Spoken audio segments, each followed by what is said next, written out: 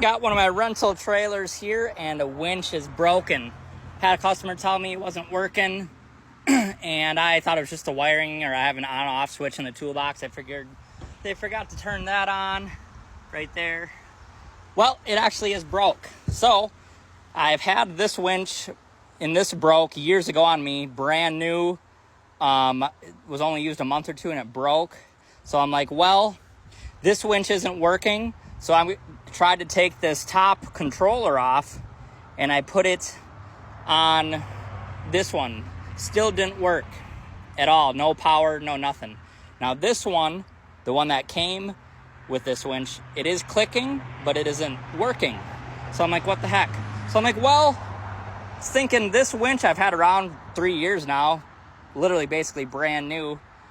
I wonder if it's just that broke right away on this new winch. So sure enough, I hooked this head up because it was clicking on there, and this winch works just fine. So we're taking this one off. This was fantastic. This winch, dude, this winch was used hundreds of times. I had it on my car hauler, used so many times. And then I sold my car hauler, so I put on this bigger equipment trailer with 8,000-pound axles. Right when I bought this, they stopped making it. This Zeke 13,000-pound. They do have Zeke, but they only have 2,000 or 3,000-pound just little guys for ATVs. But I was really sad when they stopped making this because it's just a cheap Amazon one. I can't even remember what this was.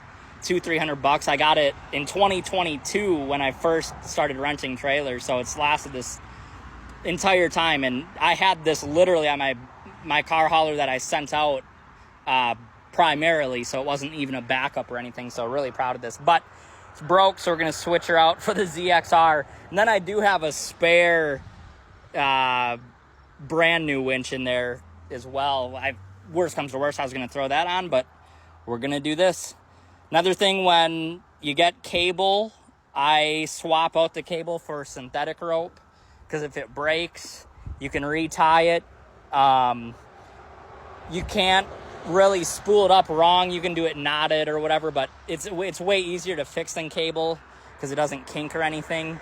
It's lighter, safe if it breaks. So I keep all my cables as super spares at my brother's house, but I replace them all with synthetic rope. So this is an 80-foot, I believe, 3/8 inch, if I remember correctly.